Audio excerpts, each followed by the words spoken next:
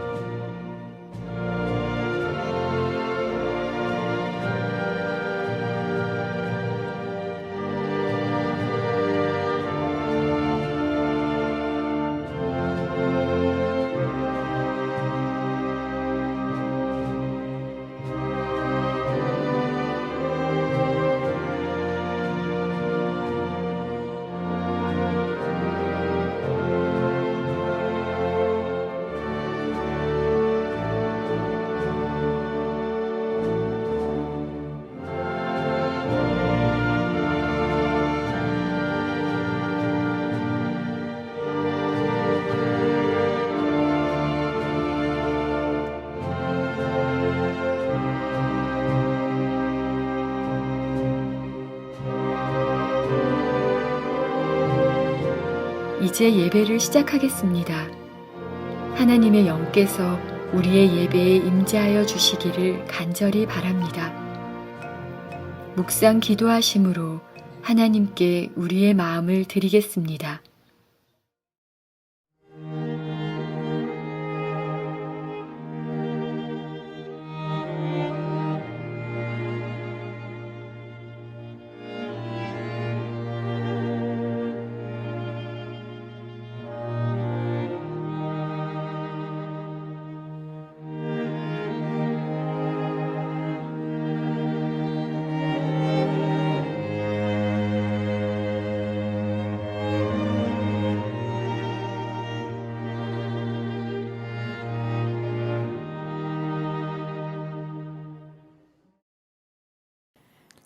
하늘에 계신 저희들의 아버지, 이 시간에 저희에게 성령을 주시고 하나님의 말씀을 주셔서 저희가 오늘 이 자리에서 저희의 마음과 생애를 드리고 새로운 생애가 시작될 수 있도록 도와주시옵소서. 예수님의 이름으로 간절히 기도드립니다.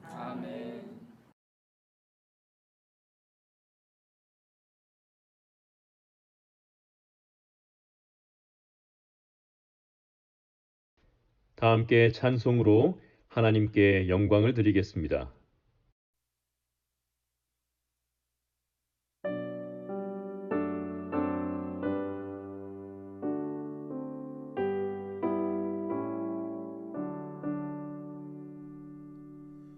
거룩 거룩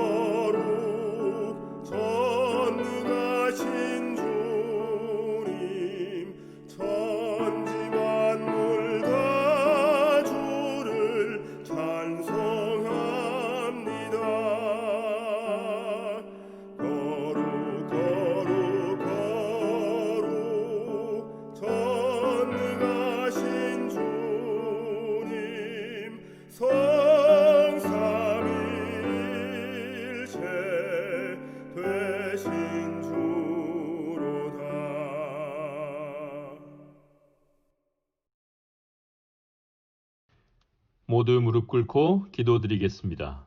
기도를 마친 후 음악이 이어지면 개인 기도를 드려주시기 바랍니다.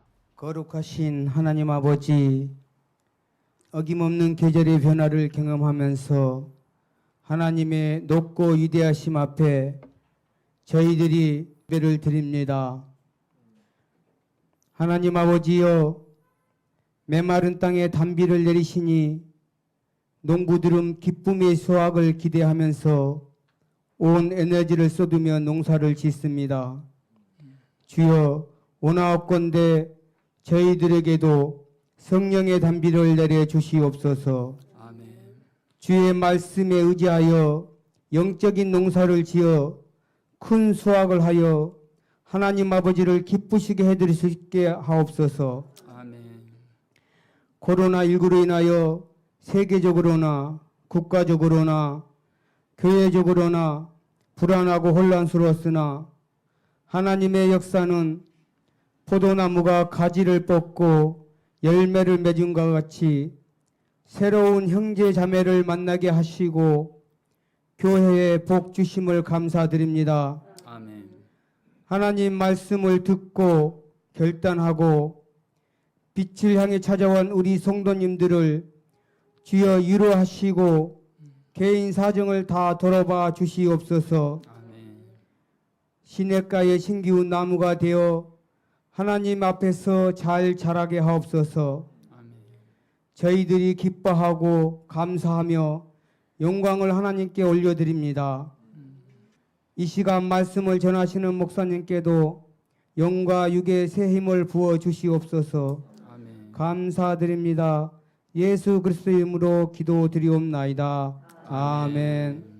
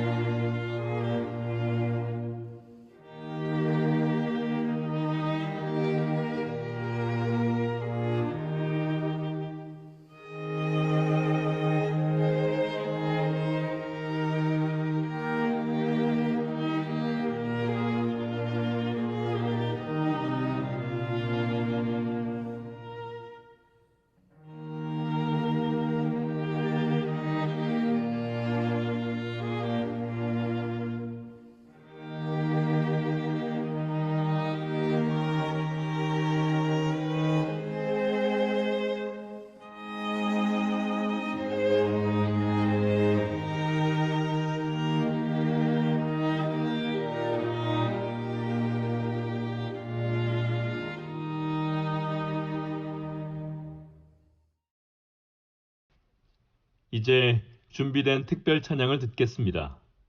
특별 찬양을 들으신 후에 목사님께서 하나님의 말씀을 대언해 주시겠습니다.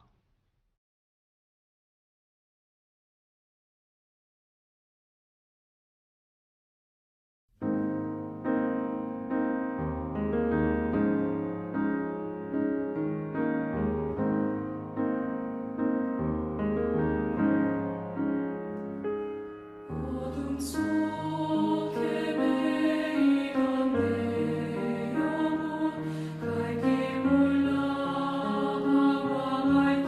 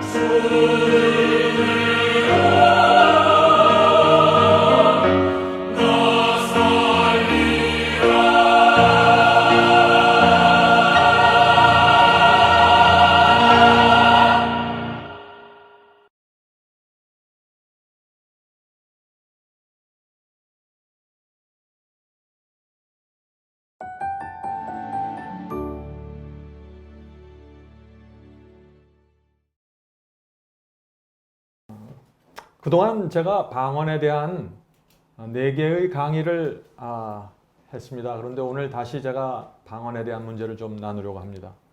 왜 그러냐면 이 방언 문제가 오늘날 기독교에서 굉장히 큰 영향을 우리 백성들에게 주고 있기 때문에 그렇습니다. 금세기에 들어오면서 기독교에서 가장 신속하게 올라왔고 퍼져나간 현상이 있는데 그것이 무엇입니까? 그것이 은사운동입니다. 은사운동. 교파를 초월해서 수많은 사람들이 지금 그래서 방언을 하고 있는 것입니다. 방언을 하지 못하면 오늘날 교회에서 이상한 영적인 열등감까지 느낍니다. 그만큼 많은 분들이 방언을 하는 것이죠. 그래서 오늘날 기독교인들에게 당신은 왜 방언을 하십니까? 라는 질문을 던지면은요, 여러 가지 대답이 나옵니다. 그러나 그 가장 바닥에 있는 대답을 들어보면 대개 이런 대답이 나오는 것입니다. 나는 방언을 통해서 하나님을 개인적으로 느끼고 있습니다. 기도하면 오래 할 수 없지만 방언으로 하면 여러 시간 황홀경 속에서 하나님을 느낄 수 있습니다. 방언을 하면 근심 걱정 다 잊어버릴 수 있습니다. 방언을 하면 죄책감도 사라지고 하나님께서 나를 인정해 주신다는 놀라운 확신을 갖게 됩니다. 방언은 내 신앙을 유지시키는 에너지입니다. 성도 여러분, 방언을 통해서 이런 경험을 하는데 누가 방언을 안 하겠어요? 한번 방언으로 들어가면 이것을 놓기가 정말 어려운 것입니다. 그래서 제가 말씀을 나눌 때 가장 힘든 문제 중에 하나가 이 방언에 대한 이슈입니다. 왜 그럴까요? 왜냐하면 이 방언은 우리의 개인의 경험과 깊이 연결되어 있기 때문에 그런 것입니다. 내가 수십 년 동안 방언을 해온 것입니다. 어떤 한 여집사님은 지난번에 저랑 전화로 통화하는데 이런 얘기를 하더라고요. 저는 30년 전에 처음 교회에 나온 그날 하나님께서 저에게 방언을 주셨습니다. 그래서 그때 정말 외롭고 힘들었는데 내가 30년 동안 이 방언을 의지해서 외로움과 생활의 어려움과 곤고함을 모두 극복해서 여기까지 왔습니다. 자, 이런 간증을 하는 것입니다. 방언은 그만큼 오늘날 각 개인에게 깊은 영향을 주고 있는 것입니다. 자, 그래서 우리는 이 방언을 우리가 어떻게 받아들이고 이해해야 되느냐 그 문제를 좀 확실하게 좀 짚고 넘어가야 될 필요가 있다는 것입니다. 자, 이런 문제, 이런 질문을 좀 던져야 되는 것입니다. 우리 신앙과 삶 속에서 나타나는 모든 기적과 모든 현상들에 대해서 우리는 성경으로 돌아가서 확인해야 하는 것입니다. 방언도 마찬가지입니다.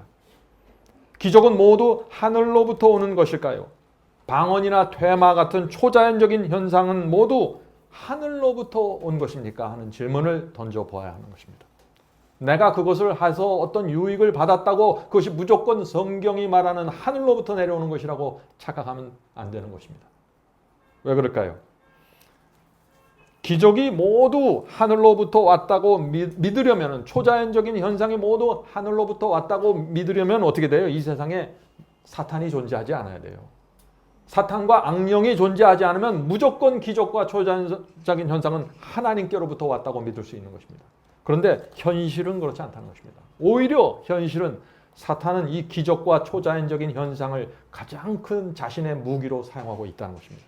그래서 조심해야 된다는 것입니다. 성도 여러분, 방언은 언어입니다. 오늘 우리는 이 언어를 통해서 펼쳐지는 하나님과 사탄의 전쟁을 보아야 하는 것입니다.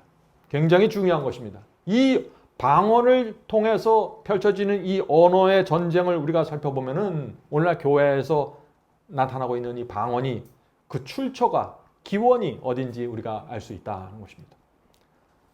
아담과 하와 이후에 10세대가 지나갑니다. 노아의 시대가 됩니다. 그때 지구에 사는 모든 사람이 사탄의 편에 쓰게 됩니다. 그 당시 지구 전체는요, 하나의 언어를 사용하고 있었습니다. 아담은 하나의 언어를 사용했죠. 아담의 후손은 하나의 언어를 사용했습니다. 언제까지요? 노아 때까지. 자, 그래서 이 죄와 하나님을 대적하는 정신이 신속하게 퍼져나갈 수 있었던 이유가 무엇일까요? 외국어가 없었어요. 누구를 만나든지 하나의 언어로 소통했습니다. 사탄은 그 언어, 하나의 언어를 통해서 지구를 장악한 것입니다. 노아도 마찬가지입니다. 노아도 120년 동안 심판의 기별을 전했죠. 노아도 외국어를 할 필요가 없었습니다. 하나의 언어를 통해서 심판의 기별을 전했습니다. 자, 그 결과가 어땠습니까? 그런데 오직 노아 가족만 하나님의 편에 서서 방주로 들어갔죠. 하나님께서는 어쩔 수 없이 홍수를 허락하실 수밖에 없었던 것입니다. 왜 그럴까요? 왜냐하면 이제 노아 가족만 남았기 때문입니다. 하나님께서는 이 절대절명으로 이 노아 가족을 지키셔야만 했습니다. 노아 가족까지 이 사탄의 편에 넘어가면 어떻게 됩니까?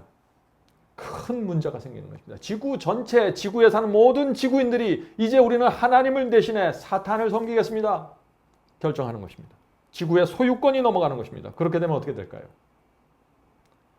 하나님께서는 장차 메시아를 통해서 이 지구에 있는 죄인들의 죄를 메시아의 피를 통해서 속하시고 구원하려는 구속의 계획을 세웠는데 노아의 가족이 사라지면 어떻게 돼요? 이 지구 전체는 사탄에게 넘어가는 것입니다. 그래서 진리에 순종하는 그 마지막 성도의 가족을 보존하고 유지하기 위해서 노아 홍수가 올 수밖에 없었다 하는 것입니다. 의인을 보호하기 위해서 하나님께서 선택의 여지가 없었던 것입니다. 성도 여러분, 하나의 언어를 통해서 죄와 세력, 이 악의 세력이 신속하게 뻗어난다는 이 사실을 머릿속에 잘 두시고 오늘 설교를 두셔야 됩니다. 결국 노아의 증손자 시대가 이릅니다. 자, 그건 누구인가요? 니므롯 시대이죠. 니므롯 시대에 이르러서 다시 한번 거대한 배도와 하나님께 대한 반역이 또 생기는 것입니다. 홍수 이후에 불과 200년이 채 되질 않았어요. 그런데 노아의 후손이, 다른 사람도 아닌 그 노아의 후손이 바벨탑을 쌓는 주역으로 나타난 것입니다. 자, 우리가 이것을 어떻게 이해해야 될까요? 이 세상의 언어가 하나이기 때문에 계속해서 죄와 악의 세력이 신속하게 계속해서 퍼져나가는 것입니다. 하나님께서 이 홍수에 다시는 물로 멸망하지 않겠다고 약속을 하셨음에도 불구하고 니므롯은 그 하나님의 약속을 무시했습니다. 그래서 하나님께 대적하는 것이죠. 그래서 이 니므롯이 한 것이 뭐예요? 이제 다시 홍수가 와도 우리는 우리 스스로의 힘으로 우리를 지켜야 된다. 그래서 견딜 수 있는, 홍수가 와도 견딜 수 있는 높은 탑을 세우자라고 결정한 것입니다. 그것이 성경에 나온 첫 번째 바벨입니다. 성경에는 바벨론이 여러 번 나오죠. 마지막 시대 요한계시록은 마지막 시대 전체 기독교가 바벨론이 되었다고 선포하는 것입니다. 첫 번째 바벨은 니므롯이 시작했고 세상 종말까지 이 바벨과 바벨론과 하나님의 이 두 세력이 전쟁을 벌이는 것입니다. 그 전쟁 중에 나타나는 하나의 수단이 뭐예요? 방언이 되는 것입니다. 그래서 우리는 이 언어의 문제를 좀 정확하게 살펴봐야 한다는 것입니다. 자, 에덴 동산에서 바벨탑까지 인류 전체는 하나의 언어를 사용했습니다. 같은 언어를 사용했기 때문에 이 악인들이 다 연합해서 바벨탑을 높이 쌓는데 전혀 문제가 되지 않았어요. 언어가 하나이기 때문에 그런 것입니다. 그래서 하나님께서 이 바벨탑을 어떻게 막으셨습니까? 언어로 막으셨습니다. 그들이 사용하는 언어를 혼잡게 하셨다고 그랬죠. 그 말씀이 창세기 11장에 나옵니다. 창세기 11장 6절부터 9절입니다. 창세기 11장 6절부터 9절.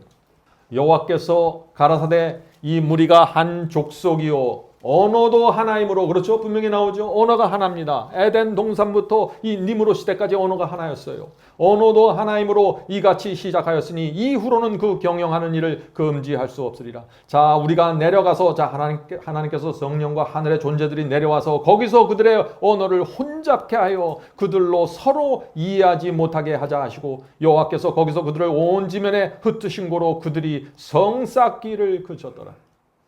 자, 이것이 어떤 장면입니까? 지금 바벨탑을 쌓아가는 저 위에 있는 사람들이, 자, 나무와 벽돌을 달라고 소리쳐도 그 아래에 있는 사람들이 어떻게 된 거예요? 그 언어를 이해할 수 없다는 것입니다. 그 말의 의미를 이해하지 못하는 상황이 생긴 것입니다. 위에 있는 사람들은 분명히 소통을 했어요. 그런데 아래에 있는 사람들은 듣지 못하고 이해하지 못하는 일이 생겨버린 것입니다.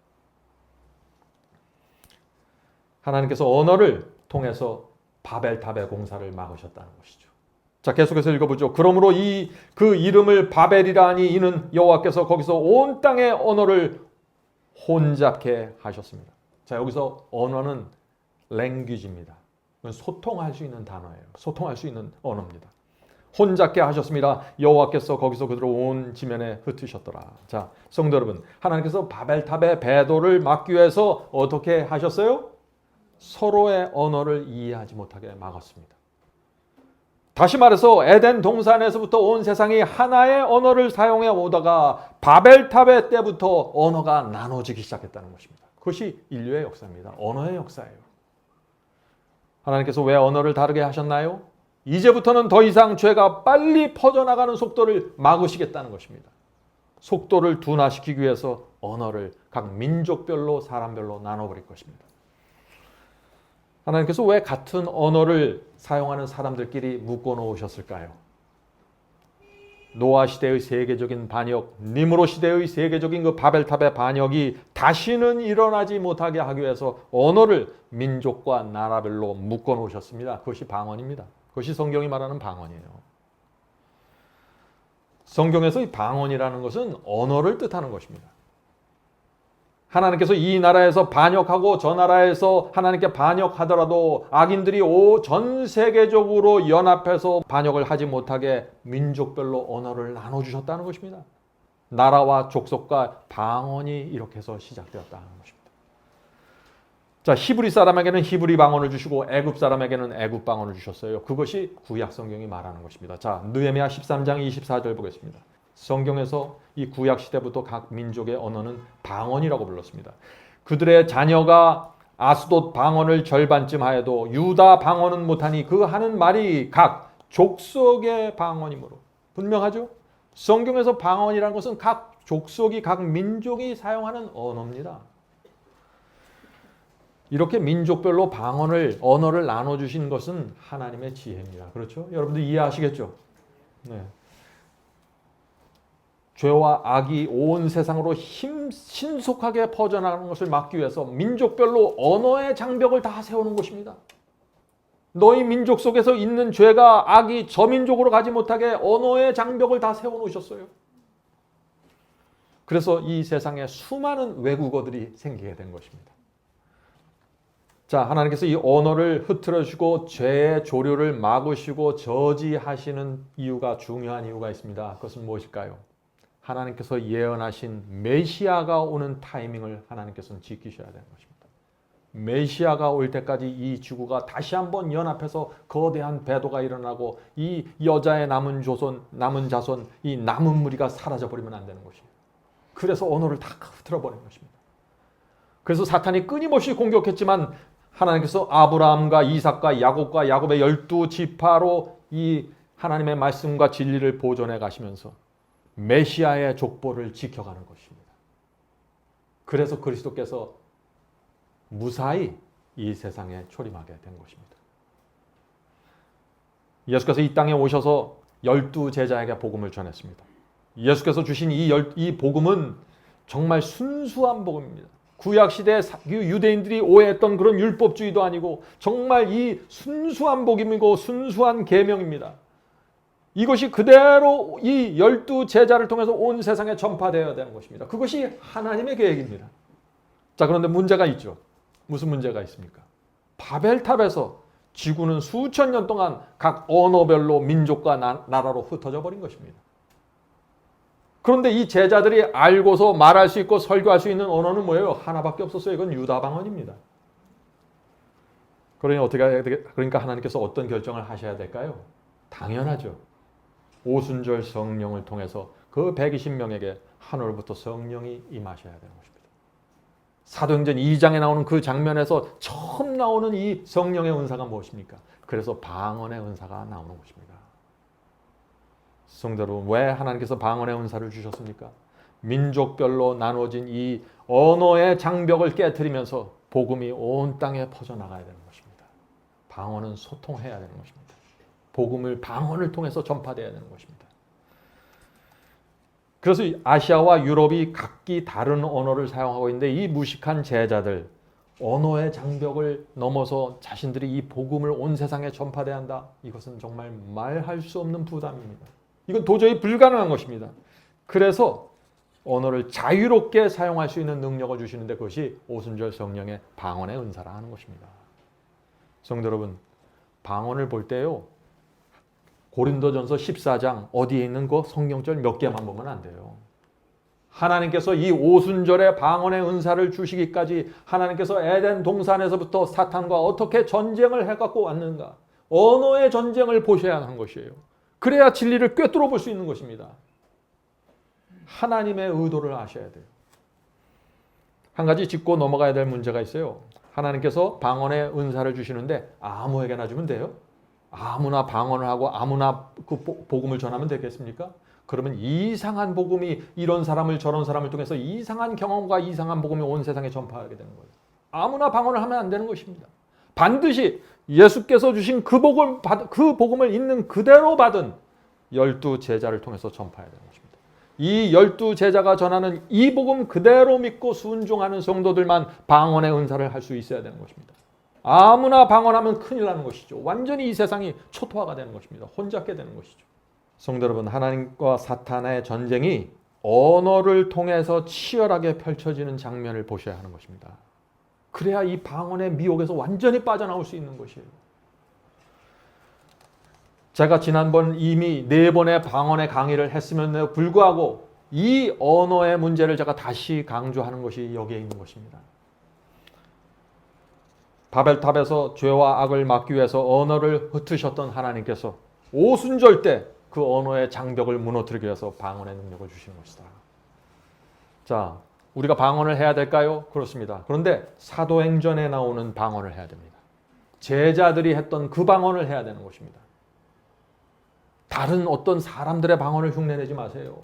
어디서 안수받았다, 누구 전도사에게 배웠다, 이런 거 다 필요 없습니다. 12 제자가 했던 그 방언을 하셔야 돼요. 여러분이 방언을 하길 원하시면. 자, 사도들이 어떤 방언을 했습니까? 사도행전에 사도들이 방언하는 장면이 3번 나옵니다. 몇 번이요?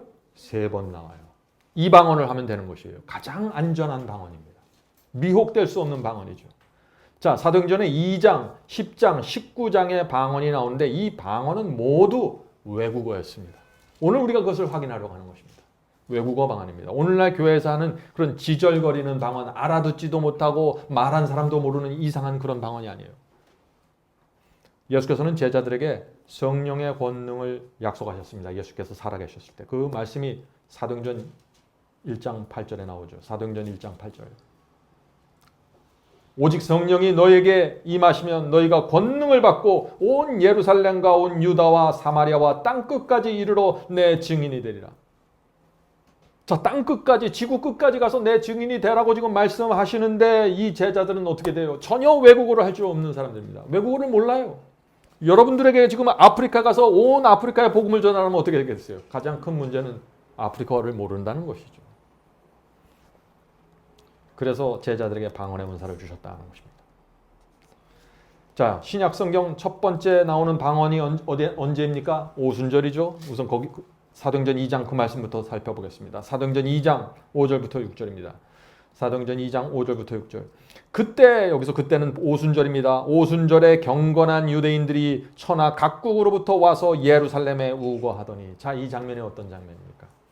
오순절에 천하 각국으로 이민해 갔던 유대인들이 오순절을 지키기 위해서 다시 예루살렘으로 몰려오는 것입니다. 절기를 지키기 위해서 온 것입니다. 그들은 여러 세대 동안 오랫동안 외국에 나가서 살았던 사람들이에요. 2세, 3세들입니다. 이들이 타지에서 살았기 때문에 이 히브리어, 유다 방언을 잊어버렸어요. 정확하게 알아들 수가 없는 것입니다. 서툴렀습니다. 그래서 이들에게 이 장면에서 방언이 또 나타나는 것입니다. 자, 이 소리가 나매 큰 무리가 모여 각각 자기의 방언으로 제자들의 말하는 것을 듣고, 누구의 말로 들었어요? 자기의 방언. 자기의 방언이 뭐예요? 자기가 나가서 살았던 그 외국어로 들었다는 것이 자기가 익숙한 랭귀지로 speak in his own language입니다. 내 언어로 들었다는 것입니다. 제자들이 각각 자기의 방언으로 제자들의 말하는 것을 듣고 소동하여, 제자들이 말하는 것을 알아들었기 때문에 소동이 일어난 것이에요. 알아듣지도 못했으면 그냥 쳐다보고만 끝나겠죠. 소동이 일어날 필요가 전혀 없는 것입니다. 외국에서 살다가 돌아온 이 유대인들이 제자들의 방언 설교를 자기의 언어로 알아들었다는 것입니다. In his own language입니다. 틀림없습니다. 사도행전 2장 7절 8절 보겠습니다. 사도행전 2장 7절 8절. 다 놀라 기이 여겨 이르되 보라, 이 말하는 사람이 다 갈릴리 사람이 아니냐. 지금 제자들 갈릴리 사람들이죠. 갈릴리 사람이 아니냐. 우리가 우리 각 사람의 난 곳 방언으로, 여긴 더 정확하게 했어요. 우리가 태어난 곳이에요. 이 사람들은 2세들이에요. 유대인 2세들이에요. 외국에서 살던. 우리가 난 곳 방언으로 듣게 되는 것이 어찌미냐. 성도 여러분, 하나님께서 오순절에 주셨던 방언은 알아들을 수 있었던 방언입니다. 이 오순절에 제자들이 그러면 몇 개의 방언으로 복음을 전했을까요? 몇 개의 방언으로? 사도행전 2장 10절 11절에 그 방언의 가지수가 나옵니다. 사도행전 2장 10절 11절입니다. 우리는 바데인과 메데인과 엘림인과 또 메소포타미아와 유다와 가바도니아와 본도와 아시아 부르기아나 밤빌리아 애국과 및 구레네 가까운 리비아 여러 지방에 사는 사람들과 로마로부터 온 나그네 곧 유대인과 유대교에 들어온 사람들과 그레데인과 아라비아인들과 이라 우리가 다 우리의 각 방언으로 하나님의 큰 일을 말함을 듣는도다. 우리 모두 이렇게 여러 가지 나라에서 온 건데 적어도 15개 이상의 언어를 쓰는 사람들이 모여온 것입니다. 오순절 날. 이런데 이들이 다 우리의 각 방언으로, 우리가 태어난 그곳의 언어로 설교를 들었다는 것입니다. 성도 여러분, 제자들은 외국어를 배운 적도 없고 습득한 적도 없는 사람들이에요. 이 사람들은. 그런데 이 사람들이 유창한 외국어로 설교하는 것입니다. 그런데 수많은 사람들이 모여 있었는데 다 자기 말로 알아듣는 것이에요. 이것이 하나님의 능력입니다. 이것이 순수한 방언입니다. 섞이지 않는 방언이에요. 이 방언에서 벗어날 때 여러분들은 조심해야 되는 것입니다. 오순절에 이 예루살렘을 방문했던 이 사람들이 설교를 다, 복음을 다 듣고서 다 자기 나라로 돌아가는 것입니다. 복음을 마음에 감고 자기 나라로 돌아갔던 것입니다. 그래서 어떻게 돼서 복음이 순식간에 15개 나라 지역 이상으로 퍼져나가게 된 것입니다. 하나님의 계획입니다. 하나님은 철저하게 계획을 가지고 오순절에 성령을 주셨던 것입니다. 자, 사도행전 4장에도 수많은 사람들에게 복음이 전파되는 장면이 나와요. 굉장히 많은 사람들이 이때도 모였습니다. 그런데 이상하게 이때는 방언의 은사가 안 나타났어요. 왜 그럴까요? 여러분들이 이제 이 질문에 대답할 수 있어야 되는 것입니다. 방언의 은사가 나타나지 않았어요. 사도행전 4장 1절, 4절, 31절을 읽으면서 보겠습니다. 사도행전 4장 1절, 4절, 31절입니다. 사도들이 백성들에게 말할 때 제사장들과 성전 맡은 자와 사두개인들이 이르러, 사도들이 지금 복음을 전하고 설교하는데 그곳에 모여있는 사람들이 누구예요 지금? 이방인들이에요? 아니에요. 지금 누구예요? 제사장과 사두개인들 모두 유대인들이 모여있는 거예요. 이 자리에. 방언이 나타날 필요가 있을까요? 안 나타나는 것입니다. 그래서 이 자리에. 굉장히 많은 군중이 모였어요. 계속해서 읽겠습니다. 사도들이 백성들에게 말할 때 말씀을 듣는 사람들 중에 믿는 자가 많으니 남자의 수가 약 5천이나 되었더라. 빌기를 다음에 모인 곳이 진동하더니 무리가 다 성령이 충만하여 담대히 하나님의 말씀을 전하니라. 지금 이 장면만 보면은요, 성령이 충만한 것이에요. 땅이 진동하는 것입니다. 근데 방언의 은사가 없었어요. 이제 여러분들이 이유를 아시겠죠.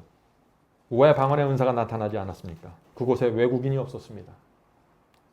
유대 백성과 유대 지도자들만 모여 있었기 때문에 방언이 필요 없던 것입니다. 제자들은 자기의 언어로, 유대 언어로 복음을 전하면 되는 것입니다.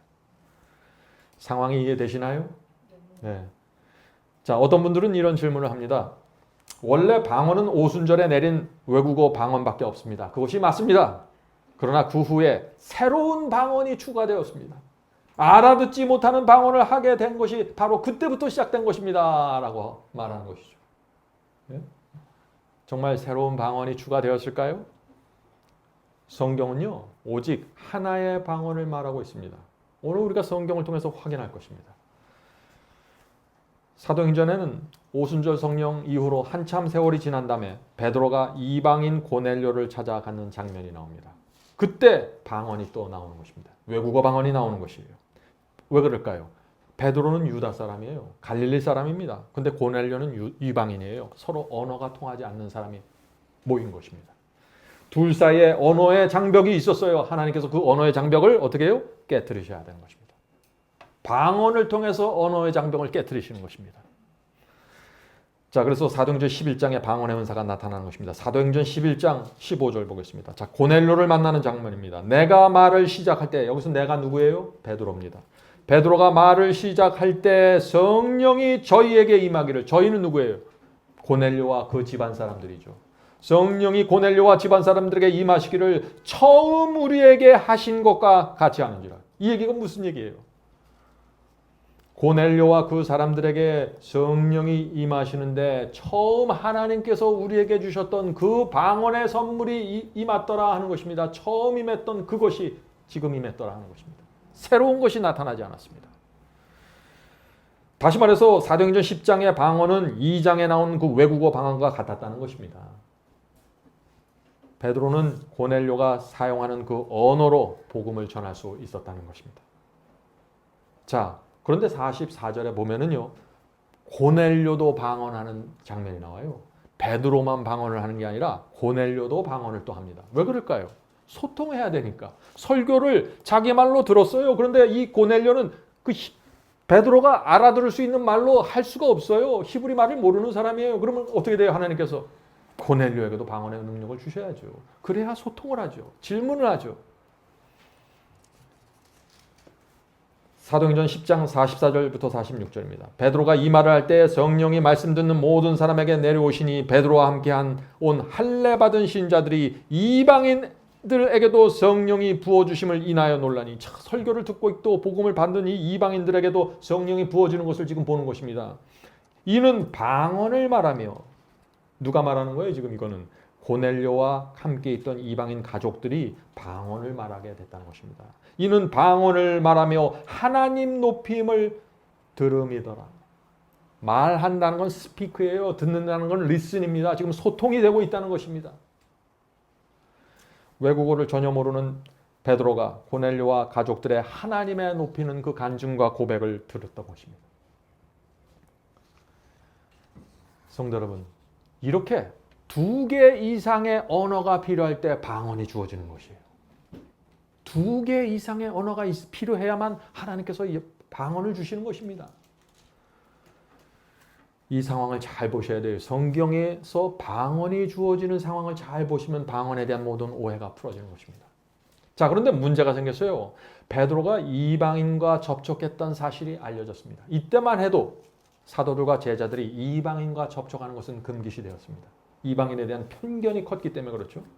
그래서 사도들이 어떻게 유대인이 이방인 집에 가서 찾아가서 밥을 함께 먹을 수 있느냐 하면서 책망하는 내용이 나오는 것입니다. 그러자 베드로가 이렇게 대답합니다. 사도행전 11장 17절입니다. 그런즉 하나님이 우리가 주 예수 그리스도를 믿을 때 주신 것과 같은 선물을 주셨다는 것이에요. 사도들이 처음 받았던 그 선물, 은사를, 같은 선물을 저희에게도 이방인에게도 주셨으니 내가 누구간데 하나님을 능히 맡겠더냐 하더라. 분명하죠? 오순절 이후에 세월이 흘러갔습니다. 베드로와 이방인 고넬료는 처음 받았던 오순절의 그 선물을 계속해서 받아갖고 소통하고 복음을 전했던 것입니다. 자, 그러므로 사도행전 전체에서 방언의 은사는 항상 두 종류의 언어를 가진 사람들이 한 자리에 모여 있을 때 나타났던 것입니다. 분명합니까? 네. 사도행전 전체를 보세요. 틀림없어요.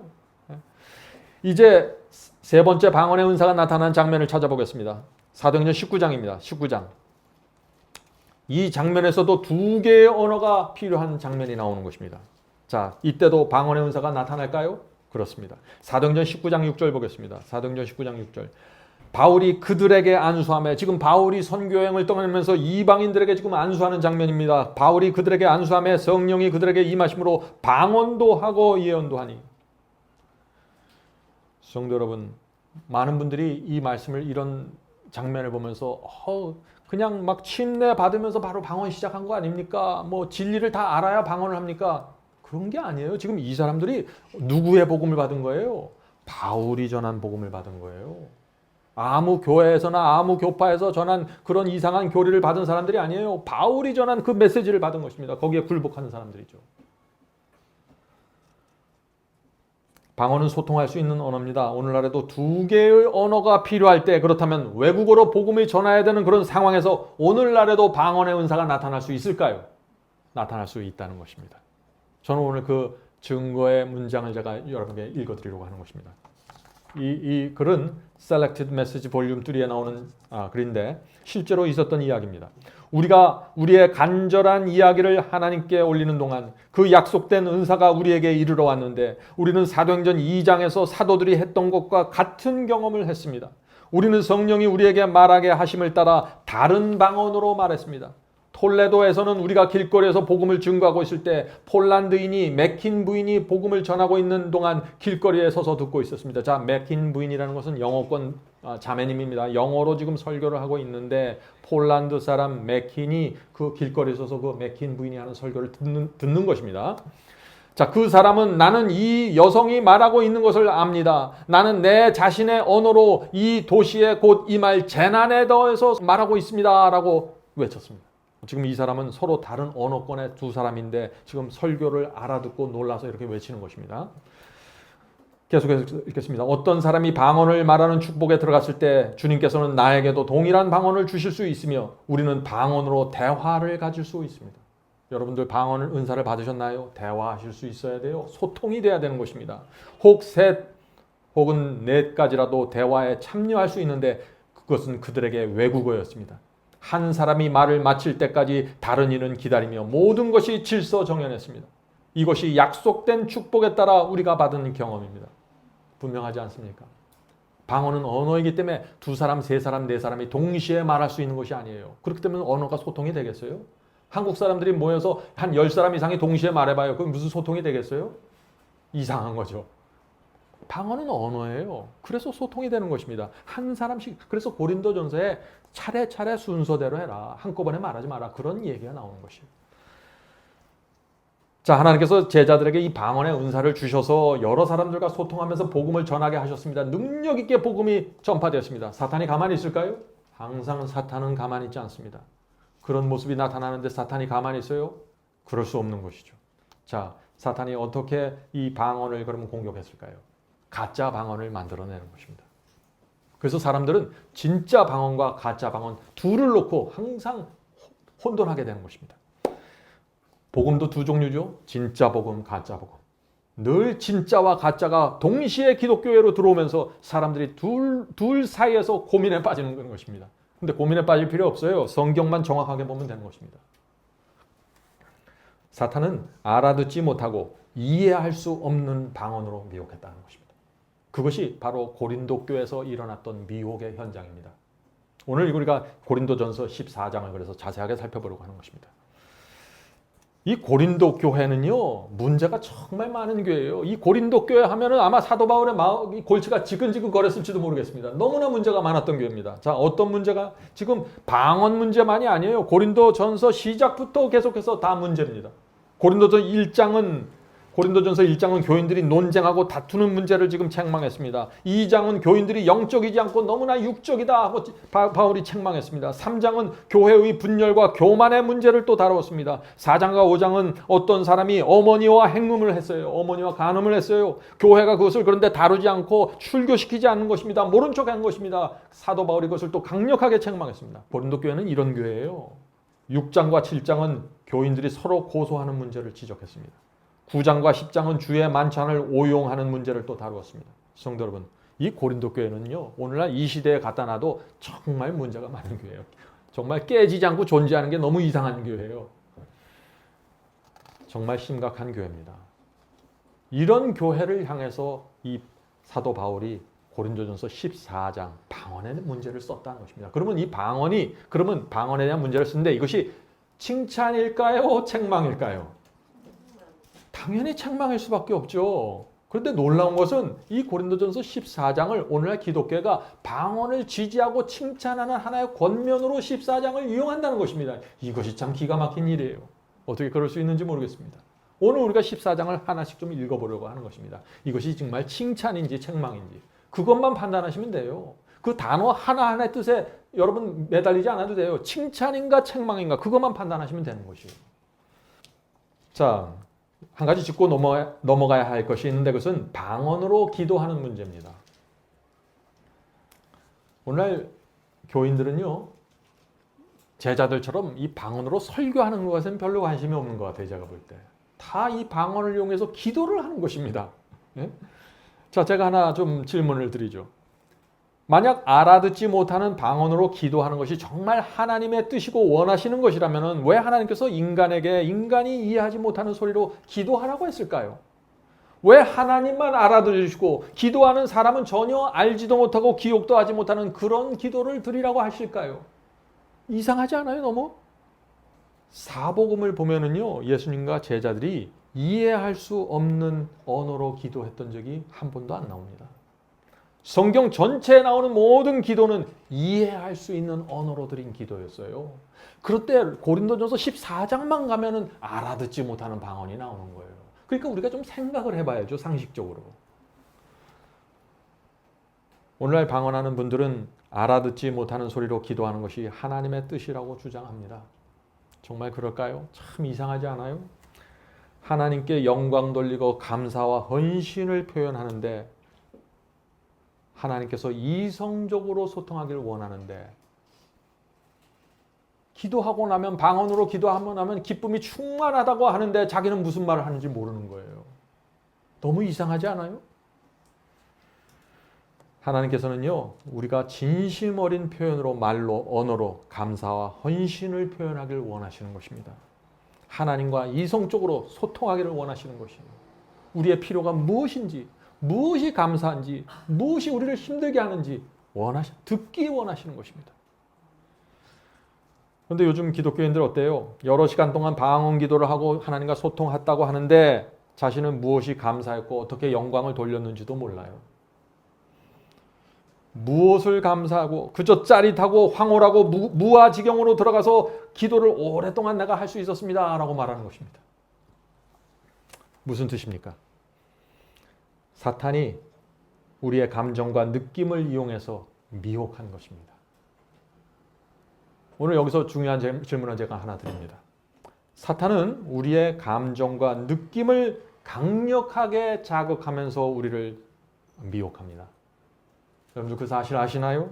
자, 바울의 말씀을 잘 들어보세요. 사탄의 공격 전략이 무엇인지 잘 보세요. 데살로니가 후서 2장 9절부터 10절입니다. 데살로니가 후서 2장 9절부터 10절.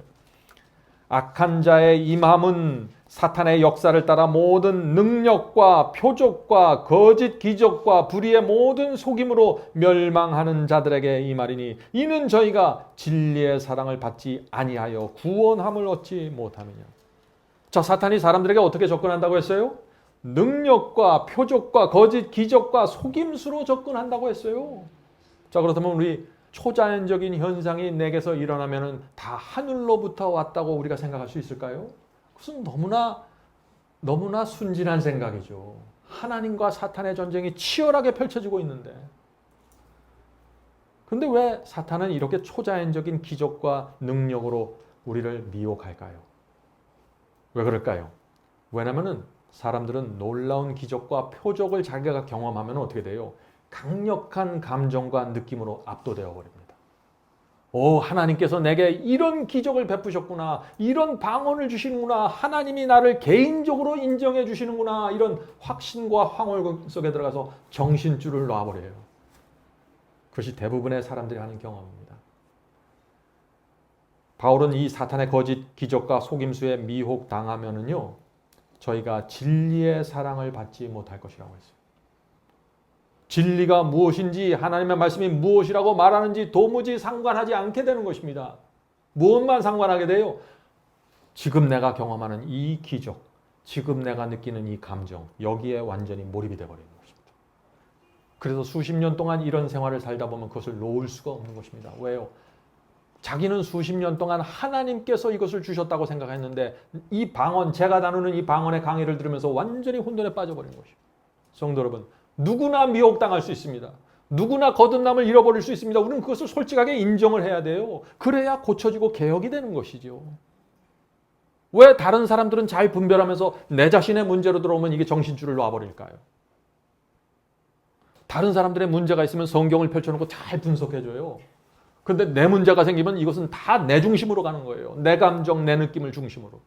그래서 미혹당하는 것입니다. 사탄이 그걸 알기 때문에 표적과 기적과 놀라운 초자연적인 현상으로 사람들에게 접근해 간다는 것입니다. 우리가 무엇을 믿어야 할까요? 내 눈에 보이는 표적입니까? 내가 느끼는 현상입니까? 감정입니까? 아니죠. 하나님의 말씀을 믿어야 합니다. 성경이 무엇이라고 말하고 있는지 확인해야 되는 것입니다. 성도 여러분, 하나님의 말씀이 내 경험과 내 삶에 있어서 최고의 권위를 가지고 있어야 됩니다. 이게 흔들리면 다 무너지는 것이에요. 자, 이제 고린도전서 14장 들어가겠습니다. 14장. 14장을 읽을 때 중요한 것 하나 뭔가요? 이거 칭찬인가 책망인가 그것만 보세요. 다른 거 따지지 마세요. 그것만 보시면 돼요. 자, 고린도전서 14장 2절 보겠습니다. 2절. 방언을 말하는 자는 사람에게 하지 아니하고 하나님께 하나니 이는 알아듣는 자가 없고 그 영으로 비밀을 말함이니라. 성도 여러분, 이 말씀이 칭찬입니까? 책망입니까? 하나님께서 방언을 주신 이유는 복음을 주시고 소통을 하라고 주신 것입니다. 복음을 전파하라고. 근데 이 고린도 교회 이 사람들은 전혀 다르게 사용하는 거예요, 지금. 왜 너희들은 사람이 이해할 수 있도록 말하지 않고 하나님만 알아들을 수 있게 하니? 지금 그 얘기를 하는 거예요. 방언을 주신 목적을 이해하지 못한 이 고린도 교회 교인들을 책망하는 것입니다. 자, 고린도전서 14장을 가면요. 가면 갈수록 점점 더 분명해집니다. 자, 2절 후반부 보죠. 이는 알아듣는 자가 없고 그 영으로 비밀을 말합니다. 자, 이 말씀이 무슨 뜻입니까? 아무도 알아듣지 못하는 말을 혼자서 신비롭게 너희들이 계속해서 해라. 그런 뜻이에요? 아니죠. 그렇게 해석하면요. 14장 전체에 나오는 말씀을 다 뒤집어야 돼요. 항상 성경절은 문맥에서 상식적으로 논리적으로 풀어나가야 되는 것입니다.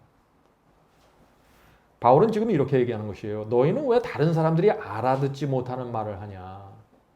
너희 혼자만 알 수 있는 비밀을 말하면 무슨 소용이 있니? 지금 그 얘기를 하는 거예요. 네? 오늘날 기독교에서 하는 방언은요. 고린도전서 14장에 나오는 방언과 또 다릅니다. 왜요? 고린도전서 14장에 나오는 방언은요. 본인은 적어도 알아요. 본인은 알아요.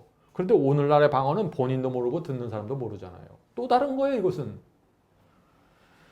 자, 왜 본인은 알까요? 오늘 24장 전체를 읽어보면 그 의미를 나옵니다. 성도 여러분, 14장 전체가 고린도 교인들이 하는 이 알아듣지 못하는 이 방언을 책망하는 말씀이에요. 자, 이어지는 말씀들을 보면 분명해집니다. 5절입니다. 5절. 방언을 말하는 자가 만일 교회의 덕을 세우기 위하여 통역하지 아니하면 예언하는 자만 못하리라. 이 칭찬이에요? 책망이에요? 통역하지 않았다고 책망하는 거예요, 지금. 바울은 반드시 방언을 통역하라고 하는 것입니다. 왜 통역이 필요할까요? 왜 방언은 소통하는 것이기 때문에. 나만 알면 안 되고 상대방이 알아듣고 이해해야 되는 것입니다. 성도 여러분, 왜 통역이 필요했어요? 이 고린도 교회는요, 다민족 교회예요. 다문화 교회예요. 여러 언어가 공존했습니다. 한 교회 안에 외국어로 말하는 여러 민족들이 같이 다녔어요. 여러 외국어가 있는 것입니다. 고린도 교회 안에 지금. 그래서 이 방언이 심각한 문제로 대두돼 버린 것입니다. 7절입니다. 혹 피리나 검은고와 같이 생명 없는 것이 소리를 낼 때 그 음의 분별을 내지 아니하면 피리 부는 것인지 검은고 타는 것인지 어찌 알리오? 칭찬입니까? 책망입니까? 책망이죠. 피리나 검은고가 음을 분별하지 못하면 무슨 소용이 있냐? 아무 소용이 없지. 방언을 당신들이 하는데 듣는 사람이 뜻을 알지 못하면 무슨 소용이 있니? 지금 그 얘기를 하는 것입니다. 왜 그렇게 상식적이지 않냐? 그 얘기를 하는 것이에요, 지금. 바울이 알아듣지 못한 방언을 계속해서 하라고 권면하는 것이 아닙니다. 이 말씀 보세요. 문장 있는 그대로 보시면 되는 것입니다. 8절, 9절 보겠습니다. 만일 나팔이 분명치 못한 소리를 내면 누가 전쟁을 예비하리요? 이와 같이 너희도 혀로서 알아듣기 쉬운 말을 하지 아니하면 그 말하는 것을 어찌 알리오? 이는 허공에다 하는 것이라.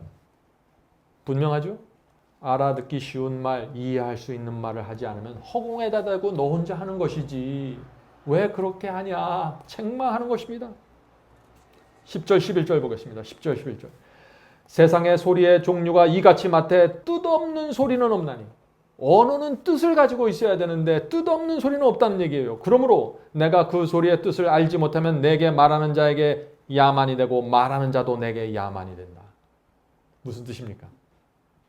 뜻을 알아듣지 못하는 말을 자꾸 앞에서 하고 기도할 때 하고 뭐 순서를 맡아서 하고 이러니까 어떻게 돼요? 말하는 사람도 야만인이 되고 듣는 나도 야만인이 돼서 이 교회가 이렇게 운영이 돼서 되겠니? 하고 말하는 거예요.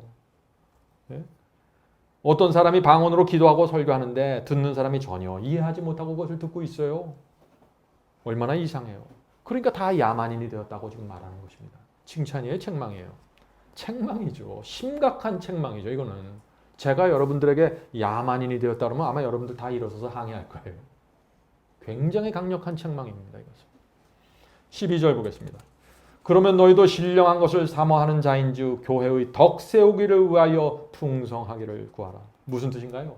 방언을 할 때 소통이 되어야 하는데 그래야 교회의 덕이 되는데 그렇지 않다는 것이에요. 알아듣지 못하는 말을 한다는 것이에요.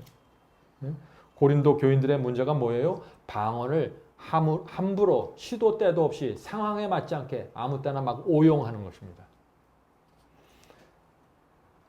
하나님께서 사람들과 소통하라고 이 방언을 주시고 언어의 장벽을 무너뜨리셨는데 사람들은 이것을 그냥 지절거리는 방언으로 하는 것입니다. 교회에 전혀 덕이 되지 않는다는 것입니다. 다시 말해서 이 고린도 교인들의 문제가 뭐예요? 내가 방언을 한다 하는 것을 나타내고 싶었어요. 상대방이 알아듣지 못하든 뭐 알아듣든 관련 안 해요. 신경 안 씁니다. 내가 방언을 합니다. 사도 바울 방언하죠. 베드로 하죠. 나도 합니다. 이거예요. 얼마나 참 어린아이 같아요. 자기를 높이는데 방언을 사용했던 것입니다. 그래서 책망을 들었던 것이죠. 13절 14절입니다. 13절 14절. 그러므로 방언을 말하는 자는 통역하기를 기도할지니. 자, 바울을 다시 얘기해요. 통역을 하라고 호소하는 것입니다. 왜 통역이 필요해요? 청중들이 알아듣고 소통해야 되기 때문입니다. 내가 만일 방언으로 기도하면 나의 영이 기도하거니와 나의 마음은 열매를 맺지 못하리라. 이 말씀이 무슨 뜻인가요? 사람들이 바로 여기서 한 문장을 뽑아내갖고 봐라, 이것은 내가 방언으로 하는 것은 내가 영으로 기도하는 것이다. 요 말만 주장을 해요.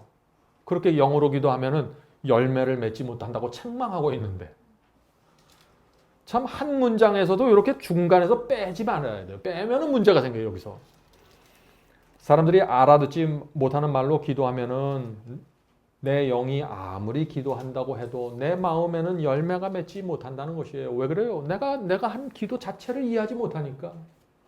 내 기도에 내가 감화를 받지 못해요.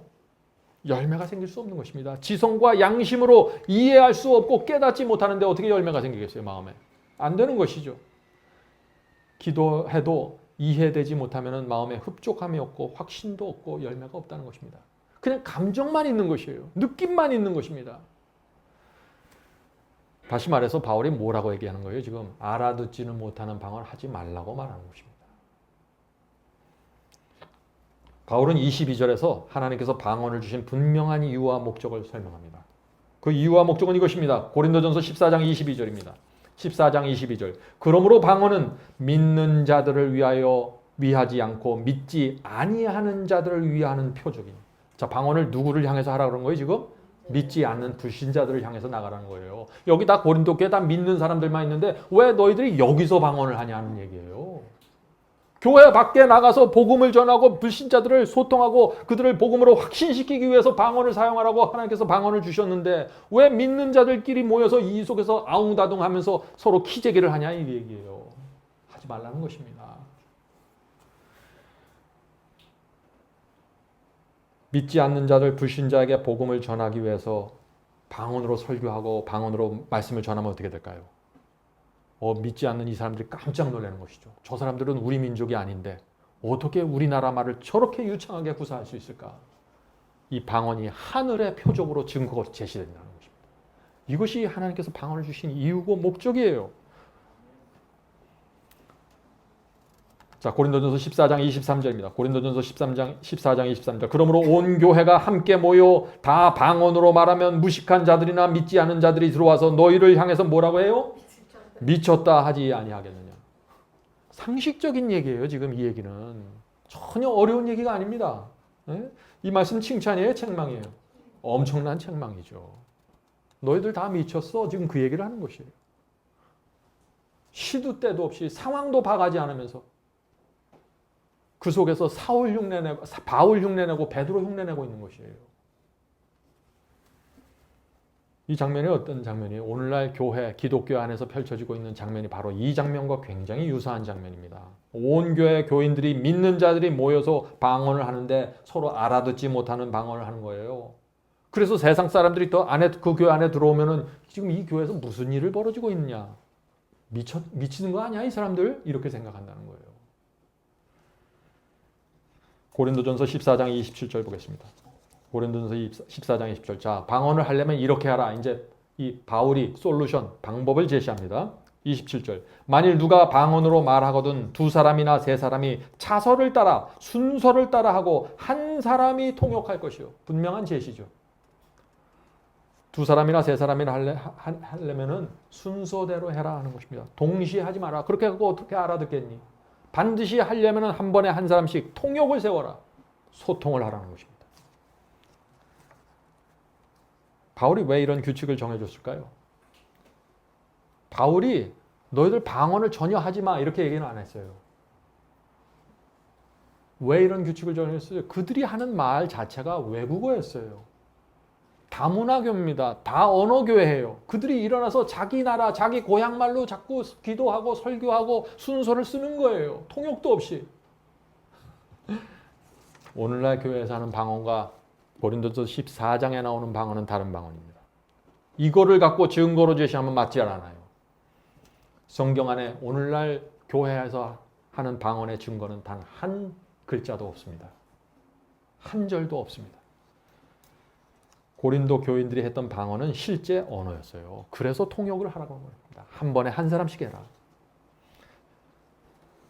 성도 여러분, 이 고린도전서 14장이 칭찬이에요, 칭찬이에요? 전체가 책망이에요. 전체가 책망이에요. 놀라운 사실은요, 오늘날 기독교회가 이 고린도서 14장을 제시하면서 우리가 하는 이 알아듣지 못하는 방언이 하늘로부터 내려왔다는 증거가 바로 여기 있습니다라고 제시하는 것이에요. 너무 이상하지 않아요? 근데 그렇게 말하는 분들이 다 똑똑한 분들이에요. 신학교 나오고 의사고 변호사고 학위 갖고 있는 분들이에요. 저는 어떻게 이런 일들이 교회 안에서 벌어지는지 이해가 안 돼요, 도대체. 네? 자, 정리해보죠. 바울은 고린도 교회 방언에 대한 세 가지 원칙을 제시합니다. 첫 번째, 방언은 믿지 않는 불신자들을 위해서 사용하라는 것입니다. 하나님께 복음을 전하고 이방인 불신자들과 소통하기 위해서 은사를 사용하라고 말하는 것입니다. 두 번째 원칙은 두 사람이나 세 사람이 방언을 하려고 하면 한 번에 한 사람씩 하라고 말하고 있는 것입니다. 왜 그럴까요? 두 사람 이상이 동시에 방언으로 뭘 하면 혼잡해서 알아들을 수 없는 것입니다. 방언은 실제 언어이기 때문에 이런 원칙이 필요하다는 것입니다. 자, 세 번째, 방언을 할 때 반드시 통역을 두라는 것입니다. 왜요? 지성적인 소통을 해야 되기 때문에. 한 사람이 방언을 하는데 청중이 그게 무슨 말인지도 모르고 가만히 멍청하게 앉아있으면 어떻게 돼요? 야만인이 돼버린다는 것입니다. 바보가 되는 것이죠. 분명한 사실이 뭡니까? 오늘날 기독교에서 하는 방언은요, 고린도 교회에서 했던 방언과 다르다는 것입니다. 적어도 고린도 교인들은 자신이 하는 말은 자신이 이해했어요. 다른 사람들이 이해하지 못하는 것입니다. 그래서 자신이 하는 말은 하나님밖에 이해하지 못하는 거예요. 다른 사람 다 모르니까. 근데 오늘날 방언은 뭐예요? 자신도 이해하지 못합니다. 이래서 다르다고 제가 말씀드린 것입니다. 하나님께서 방언을 주신 이유 여러분도 이제 아시겠죠? 서로 다른 언어를 가진 족속과 민족에게 복음을 전하기 위해서 그들이 진리 안에서 하나로 연합하게 되기를 원하셨던 것입니다. 그래서 이 방언은 특별히 이 복음을 순수하게 성경 그대로 갖고 있는 백성과 사도들에게만 딱 주어지는 것입니다. 아무에게나 그냥 교회 들어온 지 며칠 안 되는 사람에게 턱턱 주어지는 것들이 아니에요. 이것이 언어의 장벽을 무너뜨리기 원하신 것입니다. 자, 그런데 오늘 방언을 하는 분들의 간증을 또 하나 좀 들어보죠. 이분들이 지금 어디서 길을 잃어버렸는지 여러분들이 이제 보이십니다. 자, 간증을 보죠. 힘들고 고달픈 삶에서 저를 유일하게 붙잡아주는 것은 방언입니다. 외로울 때마다 하나님을 느끼지 못할 때마다 방언으로 기도하면 몇 시간 동안 기쁨과 황홀함 속에서 하나님과 교제하게 됩니다. 비록 무슨 뜻인지 이해할 수 없지만 천사의 말로 기도하기 때문에 의미와 뜻은 내게 중요한 것이 아닙니다. 날마다 방언을 통해서 하늘에 올라가는 듯한 느낌을 가질 수 있는 것이 너무나 좋습니다. 성도 여러분, 어디서 길을 잃어버리셨나요, 이분들이? 이제 여러분들은 아시겠죠? 하나님의 의도와 목적과 완전히 벗어나 버린 것입니다. 사탄이 원하는 그 방향으로 지금 가고 있는 것입니다. 복음과 소통은 없어지고 내 감정, 내 느낌만 남아 있습니다. 나만 유익을 보면 된다는 것이죠. 성도 여러분, 만약 방언을 하면서 황홀공에 어떤 분들이 들어가 있다고 생각해 보죠. 그때 어떤 계시가 임하고 어떤 환상을 임하면 그거 받아야 돼요, 거절해야 돼요? 굉장히 위험하다는 것입니다. 사탄이 방언을 알아듣지는 못하는 방언으로 미혹하면 거기서 끝나는 것이 아니에요. 그 사람을 방언으로 잡아서 깊은 어둠 속으로 끌고 가버리는 것입니다. 어떤 사람이 방언을 하면서 깊은 놀라운 정말 감정 속에 들어가 있는데 그때 어떤 음성을 들으면 어떻게 될까요? 그 음성 받아야 돼요? 거절해야 돼요? 굉장히 위험하다는 것입니다. 그래서 이것이. 방언은요, 지절거리는 이 방언은 사탄이 끌고 가는 미혹의 시작점이지 끝이 아니에요. 여러분들 그것을 아셔야 돼요. 요한계시록은요, 마지막 시대 기독교회가 바벨론이 되었다고 선포합니다. 요한계시록 18장 2절입니다. 요한계시록 18장 2절. 무너졌도다 무너졌도다 큰 성 바벨론이여 귀신의 처소와 각종 더러운 영이 모이는 곳과 각종 더럽고 가증한 새의 모이는 곳이 되었도다. 무슨 뜻입니까? 마지막 시대의 교회에 수많은 미혹하는 영들이 교회 안에 들어와 있다는 것입니다. 성도 여러분, 이것이 마지막 시대 교회의 모습이에요. 마지막 시대 교회는요, 진리가 무엇인지 관심이 없습니다. 하나님의 뜻이 무엇인지 살피질 않아요. 다 미혹되어 있는 것입니다. 오늘날 기독교회가 하나로 뭉치고 있습니다. 종교연합이라는 이름으로 하나로 지금 뭉치고 있습니다. 거의 모든 개신교 교파들과 천주교회와 불교와 뉴에이지 단체들이 WCC라는 이름으로 모여서 대화를 하고 언어를 합니다. 그것이 뭘까요? 그것이 지절거리는 방언이에요. WCC 모이는 회의를 보세요. 영상으로 보세요. 거기 방언으로 알아듣지 못하는 지절거리는 방언이 다 모든 교파에서 불교에서 뉴에이지에서 다 나옵니다. 기독교인들이 하는 방언과 그들의 방언이 똑같아요. 근데 서로 알아듣지 못해요. 그래서 귀신의 영들이 모이는 곳이 되었다고 말하는 것입니다. 조심하세요. WCC를 어떤 분들은 열심히 반대합니다. 그건 잘못된 거라고, 종교통합은 큰 문제라고. 그런데 그분이 방언을 하는데 WCC에서 하는 그 방언하고 똑같은 방언을 하고 있는 거예요. 그래서 제가 가슴이 아픈 거예요. 왜 이런 일이 생길까요? 미혹당한 것입니다. 미혹 안 당한다고요? 여러분을 예외로 생각하지 마십시오. 누구나 미혹당할 수 있는 것입니다. 성경에서 벗어나는 한 거기는 미혹입니다. 지금 무서운 일이 기독교 안에서 펼쳐지고 있어요. 성도 여러분, 지금 기독교회가 귀신의 처소가 된 것입니다. 더러운 영들이 모이고 있습니다. 여기서 살아남는 방법은 하나밖에 없어요. 하나님의 말씀으로 돌아가셔야 됩니다. 여러분이 믿고 경험하고 체험하는 모든 것을 하나님의 말씀 안에 들어가서 확인하셔야 돼요. 지금은 그렇게 할 수밖에 없는 시대가 된 것입니다. 예수께서 오시기 직전에 이 미혹하는 영들이 교회를 채우게 될 것입니다. 그래서 예수께서 마태복음 24장에서 재림의 징조를 말하는데 무엇을 강조한다고요? 거기서 전쟁이나 기근을 강조해요? 아니에요. 6번 반복해서 나오는 것은 사람의 미혹을 조심하라는 경고입니다. 지금 우리가 사는 시대가 그런 시대입니다. 하나님께서는 이 바벨탑의 이 악인들의 공동체를 해산시키고 죄가 신속하게 퍼지는 것을 막기 위해서 언어를 분리시켜 놓은 것입니다. 그런데 마지막 때가 되면서 온 기독교가 하나의 언어로 뭉치고 있는 것입니다. 그 하나의 언어가 뭐예요? 알아듣지 못하는 방언입니다. 그것은 하나님께서 주신 방언이 아니라 사탄이 준 방언으로 나라와 민족과 모든 언어를 하나로 모아서, 교파를 초월해서 하나로 모아서 거기서 방언을 하고 있는 것입니다. 천주교회도 개신교회도 온갖 신흥 종파도 불교도 뉴에이지도 하나의 방언을 하고 있어요. 그것은 말하는 자도 듣는 자도 이해할 수 없는 방언입니다. 참, 어떻게 기독교인들이 하나님을 믿는다고 말하는 분들이 어떻게 그런 방언을 하는지 모르겠어요. 그래서 오늘 방언을 하는 사람들의 그 양심적인 성도들과 대화를 해보면 두 가지 고민을 갖고 있습니다. 첫 번째 고민은 이것입니다. 양심이 있고 정말 성령의 음성을 들을 수 있는 기독교인이라면 이 고민을 한다 하는 것입니다. 첫 번째 고민, 내가 인도한 새 신자의 입에서 방언이 터졌습니다. 지금 교회 들어온 지 얼마 안 되는, 며칠 안 되는 새 신자가 방언을 한다는 것입니다. 자기 눈에 볼 땐 전혀 준비가 안 됐는데 술도 안 꺾고 담보도 안 꺾고 교리 자체도 엉터리인데 방언이 터져버렸어요. 고민이 생기는 것입니다. 내가 인도한 새 신자 입에서 방언이 터졌습니다. 어떤 사람은 바람을 피고 사생활이 부도덕한데 방언을 합니다.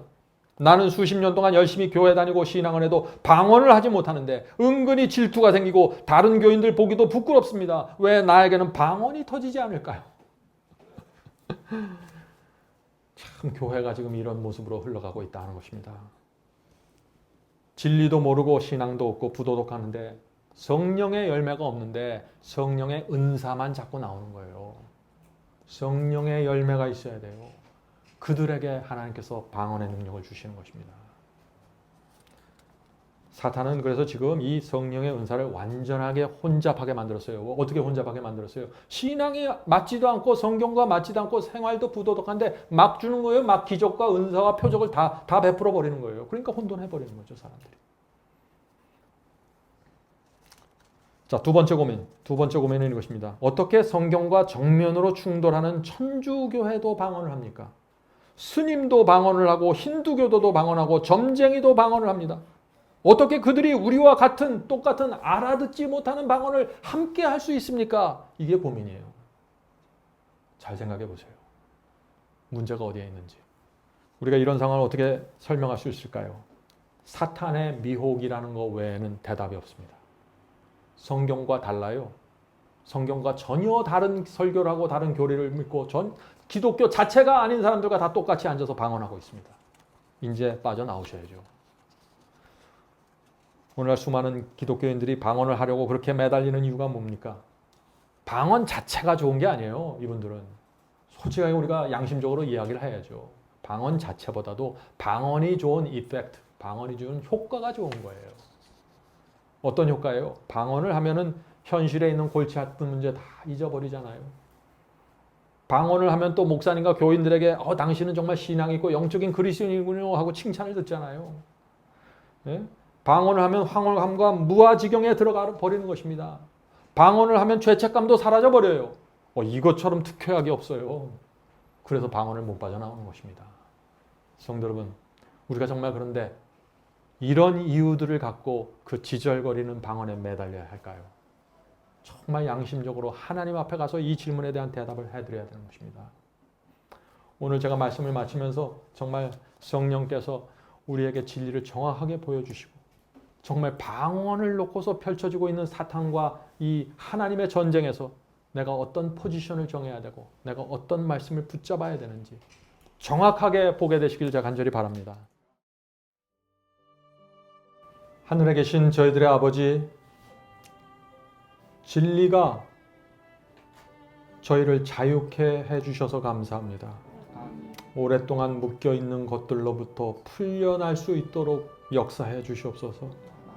하나님께서 이 언어를 통해서 이 인류의 구속을 어떻게 끌고 가시는지 볼 수 있도록 저희의 눈을 열어 주시옵소서. 하나님께서 진리를 받은 성도들과 말씀을 전하는 자들을 통해서 그들에게 방언의 역사를 주시고 그들을 통해서 이 복음을 세상 끝까지 전파하려는 그 하나님의 계획 저희가 볼 수 있도록 도와주시옵소서. 하늘에 계신 아버지, 저희가 겸손하게 마음을 내려놓고 주 앞에 나가 하나님께서 무엇을 말하고 계신지 받을 수 있도록 도와주시옵소서.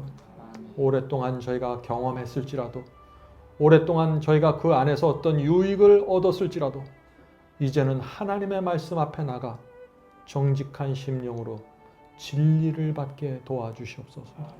오직 진리를 통해서만 구원하시고 하나님의 말씀을 통해서만 우리를 보호하실 수 있다는 그 하나님의 약속을 붙잡고 저희가 갖고 있던 것들을 내려놓기를 원합니다. 주여 도와주시고 저희의 입을 막아서 사탄의 주는 그 잘못된 방언으로부터 해방시켜 주시옵소서. 진리를 정확하게 보고 하나님의 말씀이 말하는 바를 처음부터 끝까지 살피면서 우리가 가야 될 길을 확인하는 신앙으로 들어가게 도와주시옵소서. 예수님의 이름으로 간절하게 기도드립니다. 아멘.